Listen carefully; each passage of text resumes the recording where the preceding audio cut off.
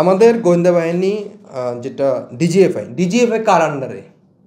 DGFI কিন্তু প্রতিরক্ষা মন্ত্রণালয় বা প্রতিরক্ষা মন্ত্রণালয়ের আন্ডারে থাকে প্রতিরক্ষা উপদেষ্টা বর্তমান সময়ে।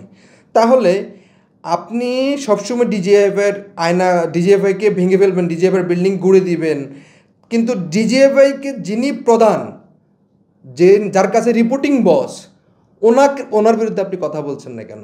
কেন আজকে সংস্কারের মাধ্যমে ডিজিএফআইকে আলাদা এন্টিটি বা সেনাবাহিনীর মধ্যে ইনক্লুড করা হচ্ছে না? তাহলে পরবর্তী সময় আপনি ধরতে পারবেন যে কেন সেনাপ্রধান ডিজিএফআইকে মিসইউজ করছে। এটা যুগ যুগ ধরে চলে আসছে।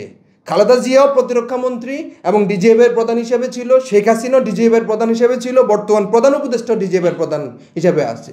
কেন আপনি ডিজিএফআইকে তাকে সেনাবাহিনী আন্ডারে নিচ্ছেন না? এই সংস্কার কেন হচ্ছে না?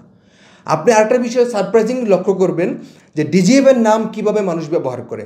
আজকে কুমিল্লার লাকসাম থানার একজন ওসি একজন অপরাধীকে তুলে নিয়ে আসে।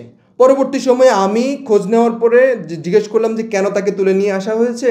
তখন উনি আমাকে ওসি সাহেব উত্তর দেয় যে ডিজিএফআই থেকে প্রেশার দেওয়া হয়েছে, ডিজিএফআই থেকে বারবার বলা হচ্ছে ওকে তুলে নিয়ে আসার জন্য।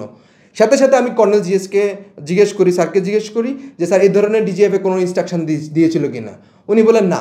তাহলে এই যে পুলিশ বা ওই ওসি, আমি সব ওসিকে বলবো না, ওই অভিযুক্ত ওসি যে ডিজিএফআইয়ের নাম ব্যবহার করে এ ধরনের অপকর্ম করে যাচ্ছে, এটা কিন্তু এক ধরনের বলা হয় যত ঘোষ নন্দ ঘোষ, যে আমার উদুরপিণ্ডি বুদুর গাড়ে, যে আমার এখন কোনো কিছু হয়েছে আমি ডিজিএফের নাম দিয়ে ইউজ করতে পারি। তাহলে সেই ওসি কীভাবে ডিজিএফের নাম ইউজ করে?